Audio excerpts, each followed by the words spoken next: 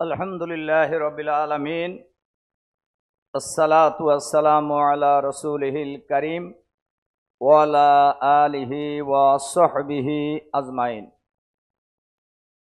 জুলাই ঘোষণা এবং জুলাই সনদের আইনি ভিত্তি প্রদান ও আমাদের করণীয় শীর্ষক আজকের এই জাতীয় সেমিনারের মাননীয় সভাপতি, বাংলাদেশ জামাত ইসলামীর সংগ্রামী নায়েবে আমির, সাবেক সংসদ সদস্য জনাব ডক্টর আব্দুল্লাহ মোহাম্মদ তাহের, বিশেষ অতিথি জামাত ইসলামী সম্মানিত সেক্রেটারি জেনারেল সহ জাতীয় নেতৃবৃন্দ, সাংবাদিক বন্ধুগণ, সম্মানিত সুধীমণ্ডলী, আসসালামু আলাইকুম রহমতুল্লাহি ওয়া বারাকাতুহু। সম্মানিত সুধীমণ্ডলী, যে জুলাই বিপ্লব হয়েছে, এই বিপ্লব কোনো রাজনৈতিক দলের নেতৃত্বে এই বিপ্লব হয় নাই। এবং একটি দলের মহাসচিব ওই সময় বলছিলেন, নাম বললাম না, যে এই আন্দোলন ছাত্রদের আন্দোলন, এই আন্দোলনের সাথে আমাদের কোনো সম্পর্ক নাই। কাজেই এই আন্দোলন ছিল সার্বজনীন আন্দোলন, যে আন্দোলনের মধ্য দিয়ে ফ্যাসিবাদী সরকারের পতন হয়েছে। ফ্যাসিবাদী সরকারের প্রধানমন্ত্রী এবং মন্ত্রী পরিষদ এবং এমপি মন্ত্রী, তাদের দলের ব্যবসায়ীরা সহ এমনকি প্রধান বিচারপতি সহ অ্যাপিলেট ডিভিশনের বিচারপতিরা পদত্যাগ করে পালিয়ে যেতে বাধ্য হয়েছেন। এই আন্দোলনের পরে সরকার হয়েছে। সুতরাং এই সরকার হয়েছিল জনগণের অভিপ্রায়ের ভিত্তিতে সরকার। এই সরকার হলো জনগণের সরকার। এই সরকার কোনো দলের সরকার ছিল না, দলের আন্দোলনও হয় নাই, দলের সরকারও নয়। এবং এখন যে সরকার আছে তাদেরকে কোনো দল বসায় নাই। খুবই এ ব্যাপারে আমার মনে হয় বাংলাদেশের 18 কোটি মানুষের কোনো সামান্যতম কোনো দ্বিধাদ্বন্দ্ব নেই।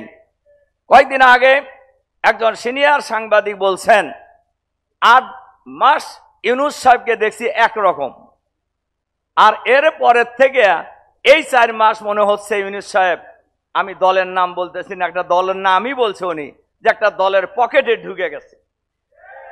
আমরা ইউনূস সাহেব কোনো দলের পকেটে ঢুকছে এই কথা আমরা বিশ্বাস করতে চাই না। তবে এ কথা তো সঠিক, এই সরকারের কিছু উপদেষ্টা যারা ইউনূস সাহেবকে একটা দলের পকেটে নেওয়ার ষড়যন্ত্র করছে, এই দলের কিছু উপদেষ্টা আওয়ামী স্টাইলের নির্বাচন করে একটি দলকে ক্ষমতায় বসানোর ষড়যন্ত্রে নিয়োজিত হয়েছে। আমি ওই সব উপদেষ্টা সহ যারা এই চেষ্টায় নিয়োজিত তাদেরকে আমি বলবো, ভাই এ কথা ভুলেন না।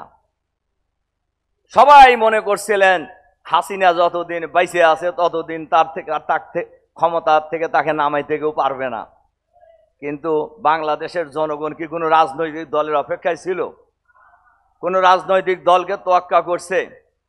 জনগণ অন্যায়ের বিরুদ্ধে যখন একবার বিদ্রোহী হয়ে উঠেছে, ফ্যাসিবাদী সরকারকে যেমন বিদায় করেছে, নতুন ফ্যাসিবাদের যে আশঙ্কা বাংলাদেশের জনগণ, এই ধরনের কোন ফ্যাসিবাদী শাসন বাংলাদেশে আর আসতে দেবে না, চলতে দেবে না আগামী দিনে ইনশাআল্লাহ। এজন্য করণীয় হিসাবে আমি বলতে চাই, অবিলম্বে, অনেকেই বলছেন জুলাই সনদের আইনি ভিত্তি দেওয়ার জন্য, এটা দাবি কেন করতে হবে? দাবির কথা বলছেন, কেন দাবি করতে হবে?